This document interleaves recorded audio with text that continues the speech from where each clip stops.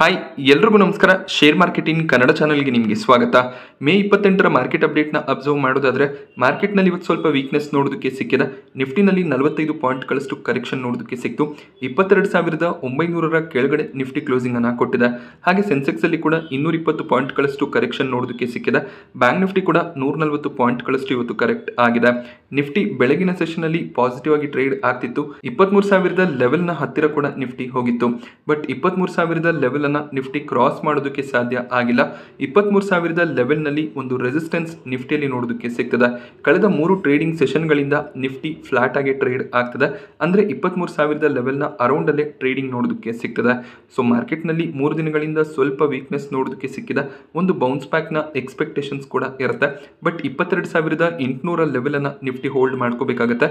ಹಾಗೆ ಸಕ್ಸಸ್ಫುಲ್ ಆಗಿ 23,000ದ ಲೆವೆಲ್ ಅನ್ನ ಕ್ರಾಸ್ ಮಾಡಿ ಕ್ಲೋಸಿಂಗ್ ಅನ್ನ ಕೊಡಬೇಕಾಗುತ್ತೆ. ಸೊ ಆಗ ಮಾರ್ಕೆಟ್ ನಲ್ಲಿ ಒಂದು ಸ್ಟ್ರಾಂಗ್ ಮೊಮೆಂಟಮ್ ಅನ್ನು ಎಕ್ಸ್ಪೆಕ್ಟ್ ಮಾಡಬಹುದಾಗುತ್ತೆ. ಹಾಗೆ ಇನ್ನೇನು ಎಲೆಕ್ಷನ್ ರಿಸಲ್ಟ್ಸ್ಗೆ ಕೆಲವೇ ದಿನಗಳು ಬಾಕಿ ಇದೆ. ಸೊ ಎಲೆಕ್ಷನ್ನ ರಿಸಲ್ಟ್ ಬೇಸಿಸ್ ಮೇಲೆ ಮಾರ್ಕೆಟ್ ಯಾವುದಾದ್ರೂ ಒಂದು ಡೈರೆಕ್ಷನ್ ಅಲ್ಲಿ ಟ್ರೇಡ್ ಆಗೋದು ಕೂಡ ಕಾಣಿಸುತ್ತೆ. ಹಾಗೆ ನಿಫ್ಟಿ ಮುಂದಿನ 18 ತಿಂಗಳ ಒಳಗಾಗಿ 26,500 ಲೆವೆಲ್ ಅನ್ನು ಟಚ್ ಮಾಡುತ್ತೆ ಅಂತ ಆಮ್ಕೆ ಇನ್ವೆಸ್ಟ್ಮೆಂಟ್ ಮ್ಯಾನೇಜರ್ಸ್ಗಳು ಪ್ರೆಡಿಕ್ಟ್ ಮಾಡಿದ್ದಾರೆ. ಒಂದು ಸ್ಟ್ರಾಂಗ್ ಗ್ರೋತ್ ಪರ್ಸ್ಪೆಕ್ಟಿವ್ಗಳು ಹಾಗೆ ನಿಫ್ಟಿ 50 ಕಂಪನಿಗಳ ಅರ್ನಿಂಗ್ ಗ್ರೋತ್ನ ರೀಸನ್ನ ಬೇಸಿಸ್ ಮೇಲೆ ಈ ಒಂದು ಟಾರ್ಗೆಟ್ ಅನ್ನು ಆಮ್ಕೆ ಗ್ಲೋಬಲ್ ಕೊಟ್ಟಿದ್ದಾರೆ. ಹಾಗೆ ಮಾರ್ಕೆಟ್ನ ಈವೆಂಟ್ಗಳು ಕೂಡ ತುಂಬಾ ಇಂಪಾರ್ಟೆಂಟ್ ಆಗುತ್ತೆ. ಈಗ ಭಾರತದಲ್ಲಿ ಎಲೆಕ್ಷನ್ ರಿಸಲ್ಟ್ಸ್ ಬರ್ತದೆ. ನವೆಂಬರ್ ತಿಂಗಳಲ್ಲಿ US ನ ಎಲೆಕ್ಷನ್ಸ್ ಇರುತ್ತೆ. ಆ ರಿಸಲ್ಟ್ ಯಾವ ರೀತಿಯಲ್ಲಿ ಬರುತ್ತೆ ಅದು ಕೂಡ ಮಾರ್ಕೆಟ್ನ ಮೇಲೆ ಇಂಪ್ಯಾಕ್ಟ್ ಅನ್ನು ತರುತ್ತೆ. ಈ ರೀತಿಯಲ್ಲಿ ಸಾಕಷ್ಟು ಎಲೆಕ್ಷನ್ಸ್ಗಳು 2024ರ ವರ್ಷದಲ್ಲಿ ನಡೀತಿದೆ. ಆ ಎಲ್ಲ ಎಲೆಕ್ಷನ್ಗಳ ರಿಸಲ್ಟ್ ಮಾರ್ಕೆಟ್ಗೆ ಪಾಸಿಟಿವ್ ಇದ್ರೆ ಮಾರ್ಕೆಟ್ ಪಾಸಿಟಿವ್ ಡೈರೆಕ್ಷನ್ ಅಲ್ಲಿ ಟ್ರೇಡ್ ಆಗುವಂತ ಚಾನ್ಸಸ್ ಇರುತ್ತೆ. ನಿಫ್ಟಿ 50 ಕಂಪನಿಗಳ ಅರ್ನಿಂಗ್ ಸ್ಟ್ರಾಂಗ್ ಇದ್ರೂ ಕೂಡ GDP ಗ್ರೋತ್ಗೆ ಕಂಪೇರ್ ಮಾಡಿದಾಗ ಮಾರ್ಕೆಟ್ನ ವ್ಯಾಲ್ಯೂಯೇಷನ್ ಸ್ವಲ್ಪ ಎಕ್ಸ್ಪೆನ್ಸಿವ್ ಆಗಿ ಕಾಣಿಸ್ತದೆ.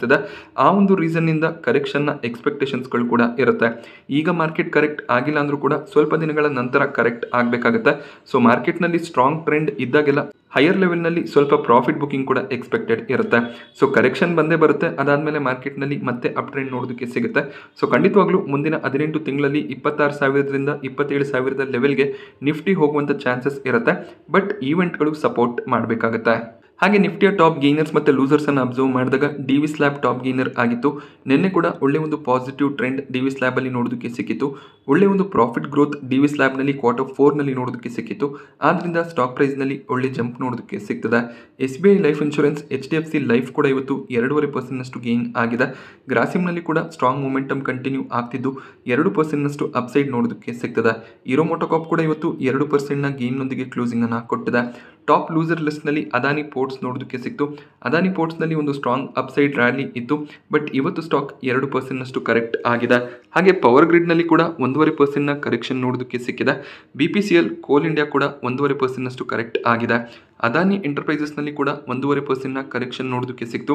ಅದಾನಿ ಎಂಟರ್ಪ್ರೈಸಸ್ ನ ಬೋರ್ಡ್ 16,600 ಕೋಟಿ ಫಂಡ್ ರೈಸರ್ಗೆ ಅಪ್ರೂವಲ್ ಅನ್ನ ಕೊಟ್ಟಿದ್ದಾರೆ. ಬೋರ್ಡ್ ಮೀಟಿಂಗ್ ನಲ್ಲಿ 16,600 ಕೋಟಿ ಫಂಡ್ ರೈಸಿಂಗ್ ಗೆ ಅಪ್ರೂವಲ್ ಸಿಕ್ತು.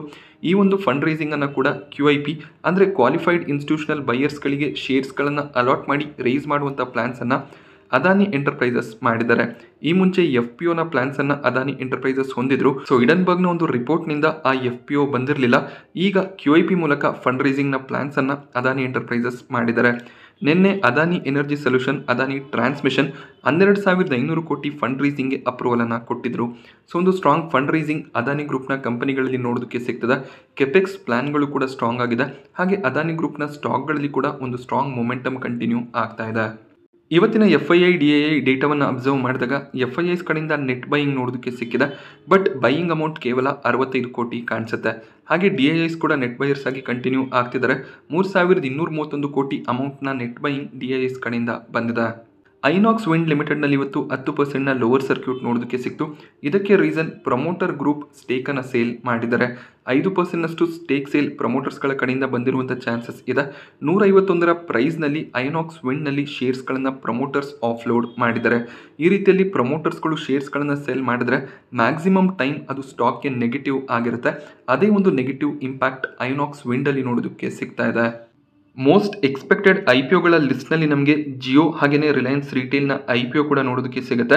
ಈಗ ಹಿಂದೂ ಬಿಸ್ನೆಸ್ ಲೈನ್ ಕೊಟ್ಟಿರೋ ಒಂದು ರಿಪೋರ್ಟ್ನ ಪ್ರಕಾರ ಜಿಯೋ ಇನ್ಫೋಕಾಮ್ ತಮ್ಮ IPOನ ಆದಷ್ಟು ಬೇಗ ತರುವಂಥ ಚಾನ್ಸಸ್ ಇದೆ.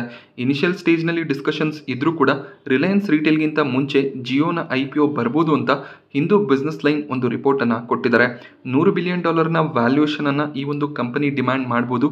ಹಾಗೆ $1,200 ಶೇರ್ ಪ್ರೈಸ್ ಕೂಡ ಫಿಕ್ಸ್ ಆಗ್ಬೋದು ಅಂತ ಹಿಂದೂ ಬಿಸ್ನೆಸ್ ಲೈನ್ ಪ್ರಿಡಿಕ್ಟ್ ಮಾಡಿದ್ದಾರೆ. ಹಾಗೆ ಈ ಒಂದು IPOನಲ್ಲಿ ಆಫರ್ ಫಾರ್ ಸೇಲ್ ಕಾಂಪೋನೆಂಟ್ ಹೆಚ್ಚಾಗಿರ್ಬೋದು ಅಂತ ಕೂಡ ಅವರು ಪ್ರಿಡಿಕ್ಟ್ ಮಾಡ್ತಿದ್ದಾರೆ. ಇದಕ್ಕೆ ರೀಸನ್ 2020ರಲ್ಲಿ ಕೋವಿಡ್ ಇದ್ದಂಥ ಸಂದರ್ಭದಲ್ಲಿ ಜಿಯೋ ಕಂಪನಿಯಲ್ಲಿ 13 ಫಾರಿನ್ ಇನ್ವೆಸ್ಟರ್ಸ್ಗಳು ಇನ್ವೆಸ್ಟ್ಮೆಂಟನ್ನು ಮಾಡಿದ್ರು. $57 64 ಬಿಲಿಯನ್ ಇನ್ವೆಸ್ಟ್ಮೆಂಟ್ ಬಂದಿತ್ತು. ಸೊ ಈ ಒಂದು ಇನ್ವೆಸ್ಟ್ಮೆಂಟ್ನಲ್ಲಿ ಮೆಟಾ ಹಾಗೆ ಗೂಗಲ್ ಕೂಡ ಇನ್ವೆಸ್ಟ್ಮೆಂಟನ್ನು ಮಾಡಿದ್ರು. ಒಳ್ಳೆ ಒಂದು ವ್ಯಾಲ್ಯೂಯೇಷನಲ್ಲಿ ಈ ಎಲ್ಲ ಕಂಪನಿಗಳು ರಿಲಯನ್ಸ್ ಜಿಯೋನಲ್ಲಿ ಇನ್ವೆಸ್ಟ್ಮೆಂಟನ್ನು ಮಾಡಿದ್ರು. ಈಗ ಜಿಯೋನ IPO ಏನಾದರೂ ಮಾರ್ಕೆಟ್ನಲ್ಲಿ ಬಂದರೆ ಇವರೆಲ್ಲರೂ ಕೂಡ ಸ್ವಲ್ಪ ಸ್ಟೇಕನ್ನು ಕಡಿಮೆ ಮಾಡುವಂಥ ಚಾನ್ಸಸ್ ಇರುತ್ತೆ. ಆದ್ದರಿಂದ OFSನ ಸೈಜ್ ಹೆಚ್ಚಾಗಿರುವಂಥ ಚಾನ್ಸಸ್ ಇದೆ. ಸೊ ಜಿಯೋ IPO 2025ರಲ್ಲಿ ಬರುವಂಥ ಚಾನ್ಸಸ್ಗಳೇ ಹೆಚ್ಚಾಗಿ ಕಾಣಿಸುತ್ತೆ. ಸೊ ರಿಲಯನ್ಸ್ ಇಂಡಸ್ಟ್ರೀಸ್ ಸ್ವಲ್ಪ ಕರೆಕ್ಟ್ ಆಗ್ತದೆ. 3000 ಲೆವೆಲ್ನವರೆಗೂ ಹೋಗಿತ್ತು. ಆ ಒಂದು ಲೆವೆಲ್ನಿಂದ ಈಗ ಸ್ಟಾಕ್ ಪ್ರೈಸ್ನಲ್ಲಿ ಸ್ವಲ್ಪ ವೀಕ್ನೆಸ್ ನೋಡೋದಕ್ಕೆ ಸಿಗ್ತಾ ಇದೆ. ಆಫೀಸ್ ಸ್ಪೇಸ್ನ ಗ್ರೇ ಮಾರ್ಕೆಟ್ ಪ್ರೀಮಿಯಂ ಸ್ಟೇಬಲ್ ಆಗಿ ಕಾಣಿಸ್ತದೆ. 125 ಪ್ರೀಮಿಯಂ ನೋಡೋದಕ್ಕೆ ಸಿಗ್ತದೆ. ನಾಳೆ IPO ಅಲಾಟ್ಮೆಂಟನ್ನು ಎಕ್ಸ್ಪೆಕ್ಟ್ ಮಾಡ್ಬೋದಾಗುತ್ತೆ. ಹಾಗೆ ಗುರುವಾರ ಮೇ 30ಕ್ಕೆ ಕಂಪನಿ ಮಾರ್ಕೆಟ್ನಲ್ಲಿ ಲಿಸ್ಟ್ ಆಗುತ್ತೆ. ಬಿಗ್ ಶೇರ್ ಇಂಡಿಯಾ ಪ್ರೈವೇಟ್ ಲಿಮಿಟೆಡ್ನಲ್ಲಿ ಅಲಾಟ್ಮೆಂಟ್ ಸ್ಟೇಟಸನ್ನು ಚೆಕ್ ಮಾಡ್ಬೋದು. ಅಲಾಟ್ಮೆಂಟ್ ಬಂದಿದ ತಕ್ಷಣ ನಾನು ಲಿಂಕನ್ನು ಟೆಲಿಗ್ರಾಮಲ್ಲಿ ಶೇರ್ ಮಾಡ್ತೀನಿ. ಅಲ್ಲಿ ನೀವು ಅಲಾಟ್ಮೆಂಟ್ ಸ್ಟೇಟಸನ್ನು ಚೆಕ್ ಮಾಡ್ಕೋಬೋದಾಗುತ್ತೆ. ಹಾಗೆ ಡಿಫೆನ್ಸ್ ಸೆಕ್ಟರ್ನ ಸ್ಟಾಕ್ಗಳಲ್ಲಿ ಪ್ರಾಫಿಟ್ ಬುಕಿಂಗ್ ಬಂದಿದೆ. ಭಾರತ್ ಡೈನಾಮಿಕ್ಸ್ ಇವತ್ತು 6% ಕರೆಕ್ಟ್ ಆಗಿದೆ. ಹಾಗೆ HALನಲ್ಲಿ ಕೂಡ 3% ಕರೆಕ್ಷನ್ ನೋಡೋದಕ್ಕೆ ಸಿಕ್ತು. ಕೊಚಿನ್ ಶಿಪ್ಯಾರ್ಡ್ ಕೂಡ 3% ಕರೆಕ್ಟ್ ಆಗಿದೆ. ಎಲೆಕ್ಷನ್ ರಿಸಲ್ಟ್ಸ್ ಬರ್ತಿರೋದ್ರಿಂದ ಡಿಫೆನ್ಸ್ ಸೆಕ್ಟರ್ PSU ಸೆಕ್ಟರ್ನ ಸ್ಟಾಕ್ಗಳಲ್ಲಿ ಒಳ್ಳೆ ಒಂದು ರ್ಯಾಲಿ ಇರುತ್ತೆ ಅಂತ ನಾವು ಎಕ್ಸ್ಪೆಕ್ಟ್ ಮಾಡ್ತಿರ್ತೀವಿ. ಬಟ್ ಹೈಯರ್ ಲೆವೆಲ್ನಲ್ಲಿ ಪ್ರಾಫಿಟ್ ಬುಕಿಂಗ್ ಬರ್ತಾ ಇರುತ್ತೆ. ನಾಳೆ ಮತ್ತೆ ಡಿಫೆನ್ಸ್ ಸೆಕ್ಟರ್ನ ಸ್ಟಾಕ್ಗಳಲ್ಲಿ ಬೈಯಿಂಗ್ ಎಮರ್ಜ್ ಆಗ್ಬೋದು. ಬಟ್ ವಾಲಟಾಲಿಟಿ ಕೂಡ ಇರುತ್ತೆ. ಲೋವರ್ ಲೆವೆಲ್ನಲ್ಲಿ ಬೈ ಮಾಡ್ಕೊಂಡವರು ಹೈಯರ್ ಲೆವೆಲ್ನಲ್ಲಿ ಖಂಡಿತವಾಗ್ಲೂ ಪ್ರಾಫಿಟ್ ಬುಕಿಂಗನ್ನು ಮಾಡ್ತಿರ್ತಾರೆ. ಈ ಒಂದು ಕರೆಕ್ಷನ್ ಎಕ್ಸ್ಪೆಕ್ಟೆಡ್ ಇದ್ದೇ ಇರುತ್ತೆ. ಸೊ ಮತ್ತೆ ಎಲೆಕ್ಷನ್ ರಿಸಲ್ಟ್ಸ್ ಬಂದಮೇಲೆ ಸ್ಟಾಕ್ ಪ್ರೈಸ್ನಲ್ಲಿ ಜಂಪ್ ಇರ್ಬೋದು. ಆ ಒಂದು ಸಂದರ್ಭದಲ್ಲಿ ಕೂಡ ಸ್ವಲ್ಪ ಪ್ರಾಫಿಟ್ ಬುಕಿಂಗ್ನ ಬಗ್ಗೆ ಯೋಚನೆ ಮಾಡ್ಬೋದಾಗುತ್ತೆ. LIC ಸ್ಟಾಕ್ ಪ್ರೈಸ್ನಲ್ಲಿ ಒಳ್ಳೆ ಒಂದು ಓಪನಿಂಗ್ ಇವತ್ತು ನೋಡೋದಕ್ಕೆ ಸಿಕ್ಕಿತ್ತು. ಬಟ್ ಸ್ಟಾಕ್ 2% ಕರೆಕ್ಟ್ ಆಗಿದೆ. ಕಂಪನಿ ತಮ್ಮ ರಿಸಲ್ಟ್ಸನ್ನು ಡಿಕ್ಲೇರ್ ಮಾಡಿದ್ದಾರೆ. ಒಳ್ಳೆ ಒಂದು ರಿಸಲ್ಟೇ ನೋಡೋದಕ್ಕೆ ಸಿಕ್ಕಿದೆ. LICಯ ಓವರ್ ಆಲ್ ರೆವೆನ್ಯೂ ಇನ್ಕ್ರೀಸ್ ಆಗ್ತಿರೋದು ಕಾಣಿಸ್ತಿದೆ.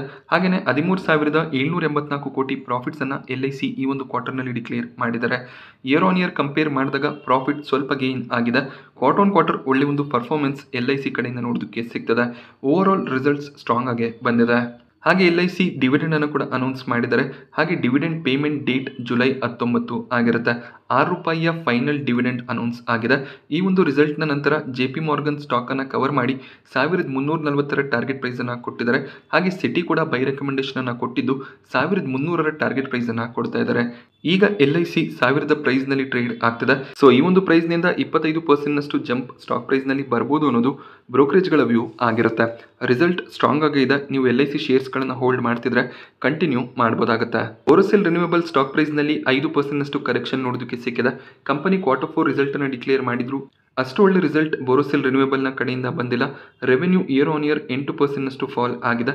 ಹಾಗೆ ಕಂಪನಿ ಲಾಸನ್ನು ಡಿಕ್ಲೇರ್ ಮಾಡಿದ್ದಾರೆ. 53 ಕೋಟಿಯ ಲಾಸ್ ಡಿಕ್ಲೇರ್ ಆಗಿದೆ.